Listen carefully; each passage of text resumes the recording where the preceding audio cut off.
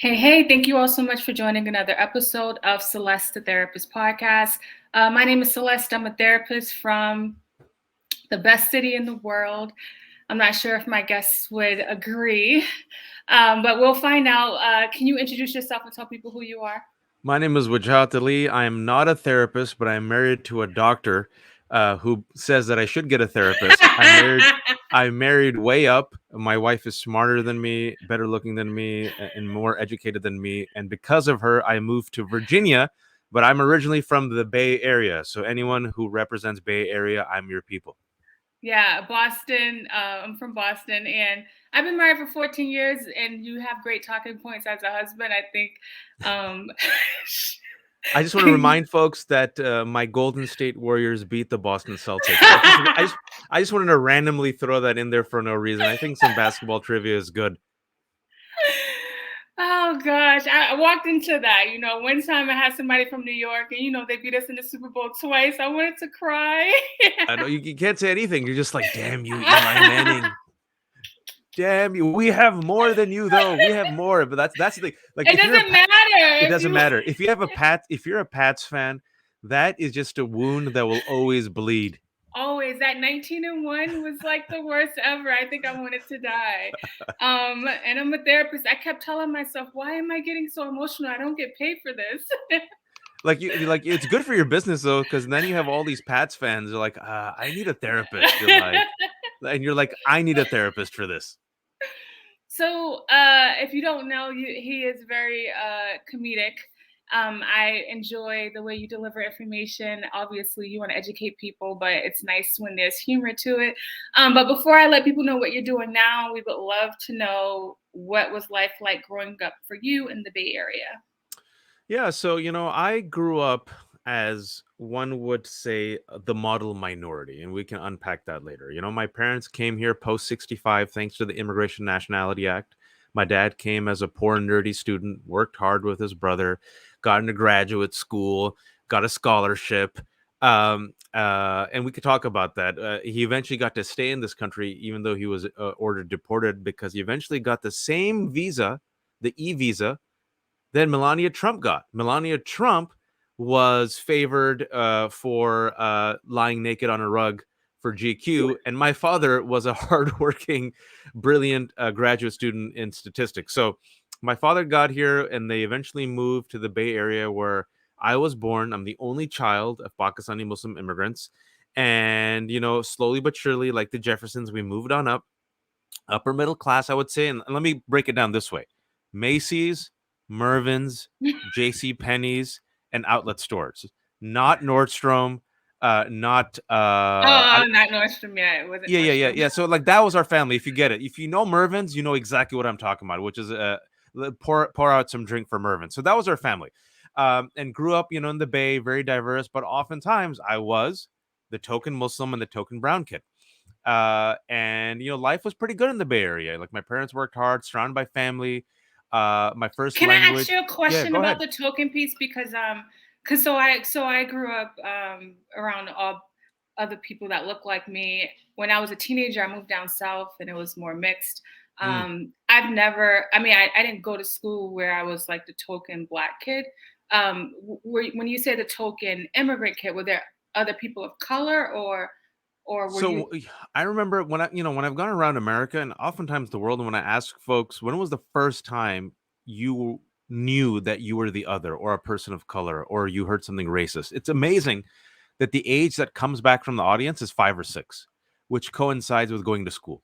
And for the rest of us, even though I grew up in this really loving, super Pakistani Muslim family surrounded by like 3 generations, grandparents and aunts and uncles, right? When I went to school, my parents, in their wisdom, decided not to teach me English in America because who needs English? So I was like this fobby kid born in America, who only knew 3 phrases of English, which were "shut up, idiot," and "oh, pasgerio," because my mother used to say "shut up, an idiot" to me. And I thought, oh, all kids would be brown and have turmeric stains on their fingers and speak Urdu. And then you go there and you realize, oh, I'm the only brown kid.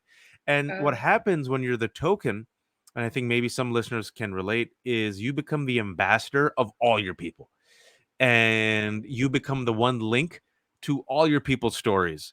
And what also happens is you get the occasional comment, why is your skin color the color of poo? What language are you speaking? Why do your parents have funny accents? And I think so for many folks who grew up as tokens, we didn't see ourselves represented either in the classroom Hmm. or in the stories that were taught in the classroom or in Right. the movies and the TV shows. And what happens as a result, and I was lucky compared to most folks, is you learn to hate the color of your skin, the shape of your Yeah. nose, the texture of your hair.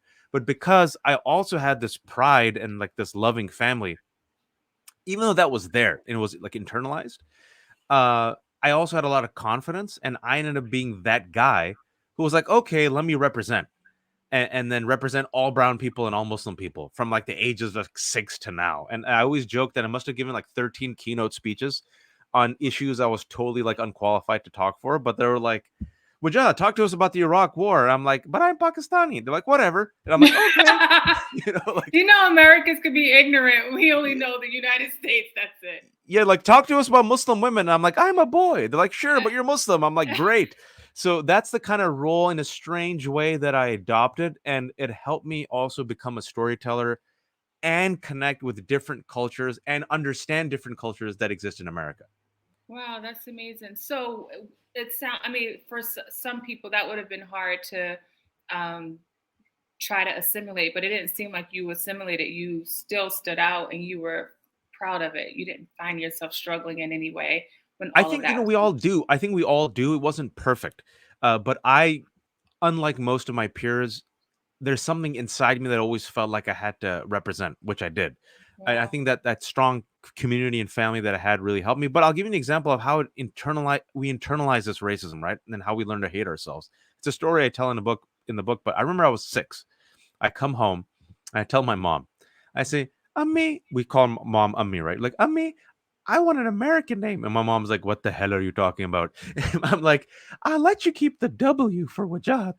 But this is the name, this is a choice of the name I gave her for W, not Walter, not William, Wilbur. And the reason I chose Wilbur is because everyone was reading Charlotte's Web and the pig that everyone loved was named Wilbur. And so Oh, at the end of the day, when you're a kid, you just want to blend in, right? You want the pretty girls to yeah. smile at you. You want Chet and Travis to invite you to eat this mysterious dish called meatloaf. You want to find out if white kids really like wear shoes in their home and talk back to their parents and not get killed. So we're not trying to replace anyone, Celeste. The replacement theory is a white supremacist theory that is now mainstream in America, folks. I always laugh. I'm like, dude, we're not trying to replace you. We just want to invite to the party. We want to belong. Or when you get older, you're like, let me just have my party and have my barbecue without calling the cops.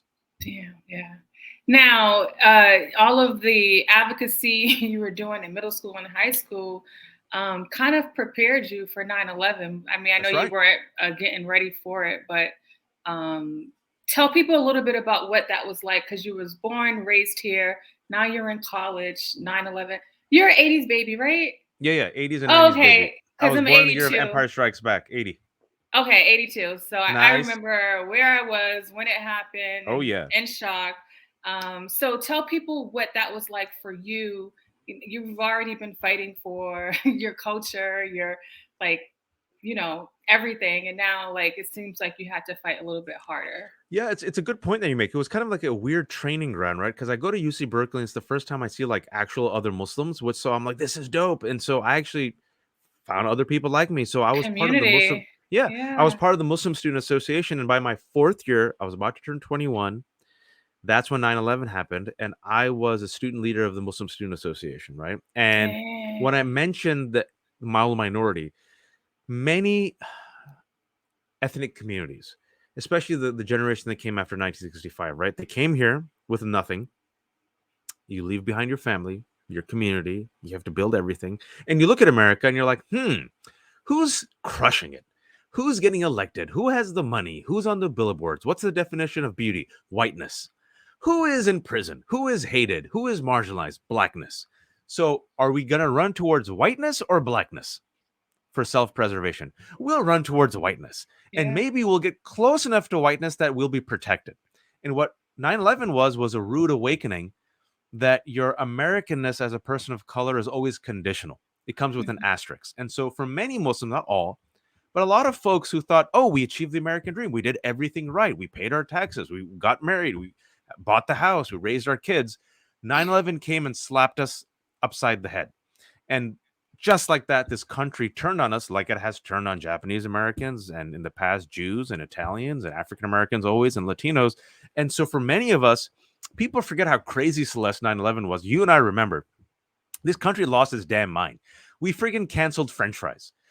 We canceled French fries. Remember, French fries became freedom fries because France wasn't supporting us initially. So we're like, we're gonna call it freedom fries, and like we're like, wow, like they canceled the Dixie Chicks. And for those of you who don't remember the Dixie Chicks, Google Dixie Chicks. There was like, they had the #1 tour in America. They were like these pop-friendly rock country crossover band. You know, these three harmless, blonde, pretty white girls, and the lead singer, all she said was, I'm embarrassed that George W. Bush is from Texas, y'all. That's all she said. And they took tractors over their CDs. So can you imagine the rest of us, especially if you're Muslim? So what happened for us was my generation and your generation, we remember exactly where we were. Yeah. And there was always a pre 9/11 and a post 9/11, like a fork in the road. And this country lost its damn mind. And they turned on not just Muslims, but it's very important, anyone who looked Muslimi.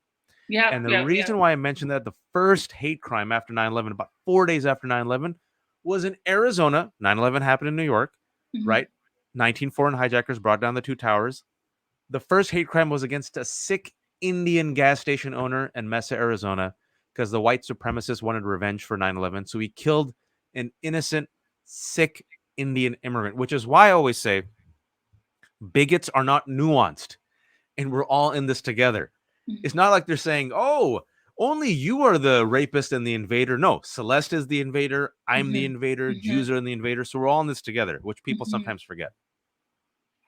So when you had to deal with the aftermath, because you're the president of this association at the college, so you found community, did you shy away or did you lean more into it? And did you have people that were a part of this organization decide they didn't want to try to be a part of it to try to fit in because of all the chaos that was happening? You know, that's a good question. I think our generation, I was like, I guess you could call me the vice president, I guess. But for our generation, when I say it was a baptism by fire, like we were plunged into the fire and we had a decision to make. Do you Hmm. step up or do you retreat? Hmm. A majority of us of my generation, because we were able to be born and raised in America and we had that privilege, we flexed.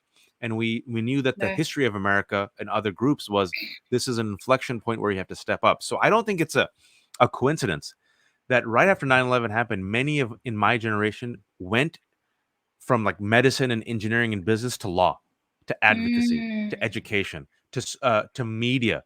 People forget there was no, like, all we had was Apu, and Apu is a friggin' cartoon voiced by a white guy. We didn't have Fareed Zakaria. We just didn't. We didn't have Hmm. like all these brown and black folks that you see on media. We didn't have no Right, Kamala Harris. Like people right. forget this. We didn't even have a Muslim congressman until Keith Ellison. So I think there was this instinctual response that it's gonna get bad. It's gonna be bad for a while. We got to step up. It's our generation has to step up. And you just saw like this automatic pivot to us becoming the storytellers and, you know, people leaving law and going into comedy. And our generation, you know, really kind of, and the decision I made was to step up. But there's a cost to that also, right? And I felt like the cost was that we had to apologize and still have to apologize. And like LeBron talked about it today in his press conference, right? Like when one black person does something, all of black people are indicted. He's talking about Kyrie. And he's like, Mhm, yo, how come no one's talking about the fact that the Dallas Cowboys owner was just mhm. revealed to be one of these white students that was harassing black folks? Or like Brett Favre, people are forgetting, stole money from the poorest people in Mississippi. Right. No one's talking about that, but like to this day, we're still talking about Kyrie, and every black athlete has to talk about Kyrie. Well, with Muslims, is the same thing. We had to apologize for violent actions done by violent people we didn't meet. And Islam became the enemy. It was Islam versus the West, whatever that means, whatever is the West and whatever is Islam. And so it's exhausting being the fireman. It's exhausting being the culture ambassador. It's exhausting being the token. And it took a toll on us, but I felt like that old heads like us and you and I remember these young kids don't because well they weren't born at that time. Right. You know, it was a country went mad after 9/11, and so we felt like we had to step up and represent, and hopefully if we did something good, these young bucks that are up and coming can benefit from the small things that we try to do to help our communities and protect our communities and normalize and mainstream our communities in spaces where we're often marginalized. So now you go ahead, you go to school to become a lawyer, right? Um, what do you do with your career at that point after college? Well, actually, what happened is right before graduating college, about 6 months after 9/11, April, as I was now 21, I had become an English major and got into law school. And I was thinking, like, okay, I'm going to go to law school now after the summer. My parents got arrested. And my parents got arrested in what at that time was the biggest anti-piracy raid, even though my parents had nothing to do with piracy. The FBI came to their house, dragged them out of bed the night before. They were just living their life, completely shocked. And now both my parents are in jail. I'm the only child. I got two grandmothers to take care of. My parents and like 24 people were part of something called Operation Cyberstorm. My parents were in jail for a year because we lost everything. We lost the assets, we lost the credit, we lost the community. And I leave school and now I got to take care of the family and the family business. And it took me a year to finally raise enough funds to get my parents out. And my parents decided that they would fight the case to clear their name. And that case lasted for 9 years. So throughout my entire Damn. 20s, it's like the sword hanging above your neck, right? Like you can never have any normalcy. And I eventually 2 years later after that went to law school. I took a risk, and the whole time I'm like, man, if my parents go to jail, I have to leave. I have to leave. And I graduated law school. And when I graduated law school, it was 2008, the financial crisis. Awesome.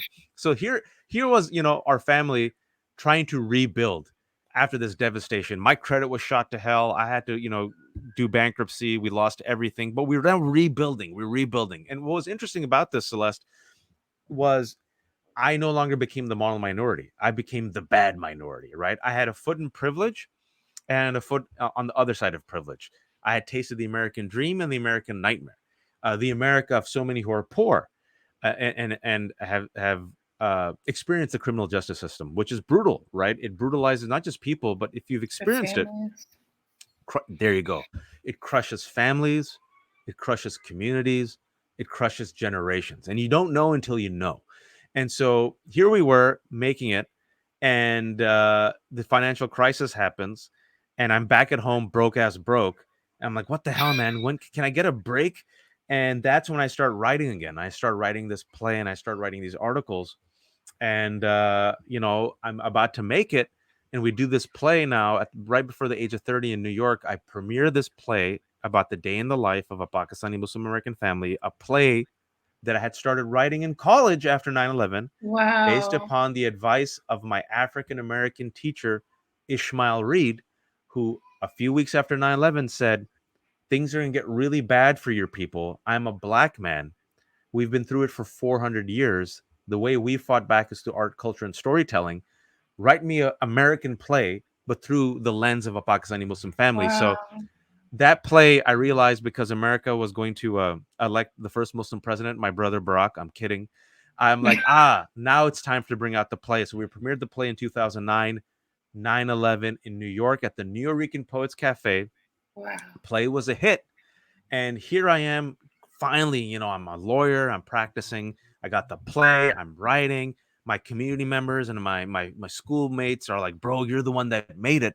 And right when I'm about to turn 30, my parents lose their appeal. And my dad gets arrested that day, and my mom is given 6 months to self-report. And just like that, we lose everything again. So wait, what happened with your parents? With my parents, they appealed the case. The case dragged on for 8 years. In those 8 years, my parents rebuilt everything. I went to law school, wrote the play, came back.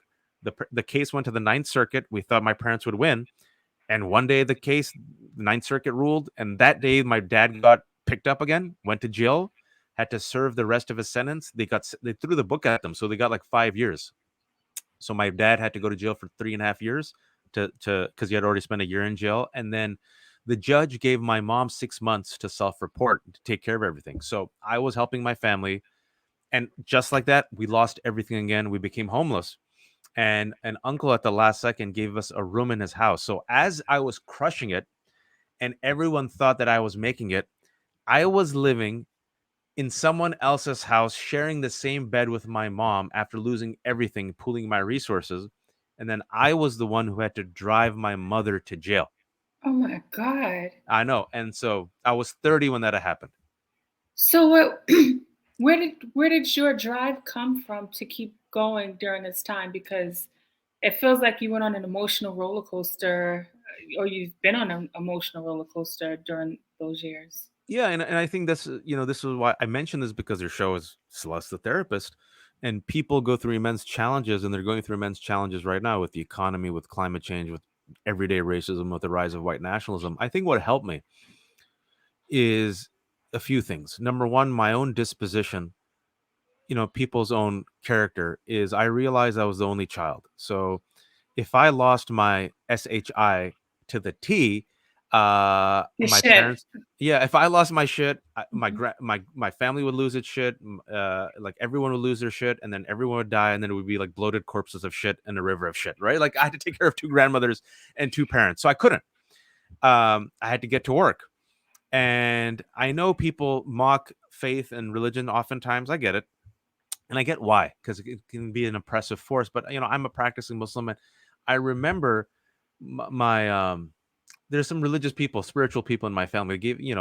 Religion can also give you comfort and perspective, A and so 100%. Yeah. yeah, and so I guess my my mother's father's brother, who I always joke had the shining, if you will. He had the shinin, and you know what I know. If you come from religious families, like there's always that one person who has the shining, right? He gave me this gift. He said, "I'm giving you this as a gift," and he gave me this verse from the Quran. Which, don't worry, if you know the Bible, you know the story of Abraham when he gets thrown in the fire, Hmm. and the fire is cooled for him. And so in the Quran, there's this verse that says, "Oh, fire, be cool for Abraham."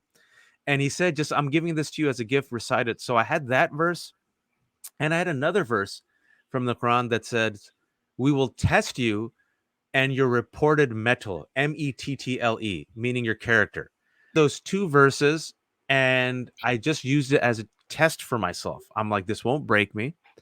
Uh, Inshallah, there will be a twist.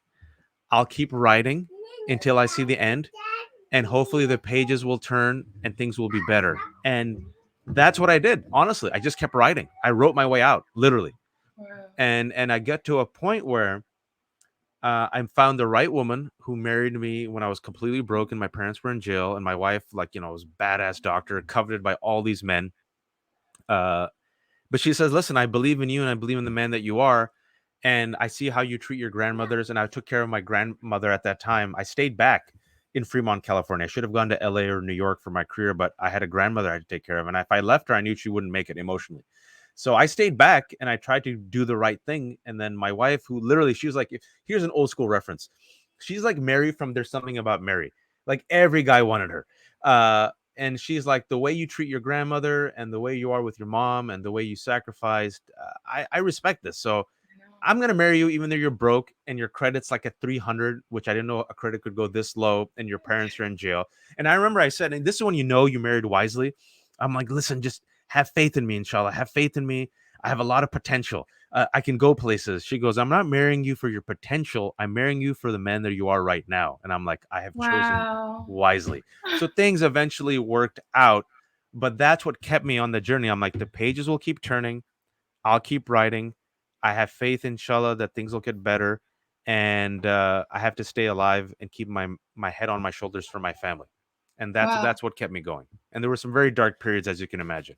And I think Oh it's yeah. okay to, I think it's important to acknowledge the darkness and those periods of darkness, because oftentimes when people tell this story, they're like, look at that resilience and look at that grit, but they don't talk about the pain and the sadness and the whispers and the doubt and the armies of doubt that can creep up and just paralyze us. And those Hmm. days are there as well. And that's where you need to really draw on something: faith, God, some, if you don't have hope, just faith in someone, something that gives you joy, a food, TV Hmm. show, like a Hmm. child. You need that to get you through that day to the next day. And sometimes that's all you can do. I just got to make it to the next day. Yeah.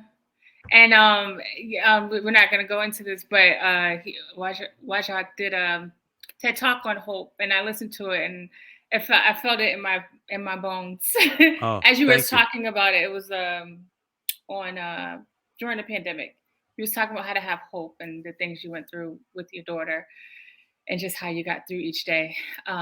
So I just want to say the point about the religion piece. I think that's important. I think the reason why religion unfortunately gets mocked is because sometimes people that are in leadership sometimes may do certain things, and people say, well, that's why I don't practice this or that. But it's this.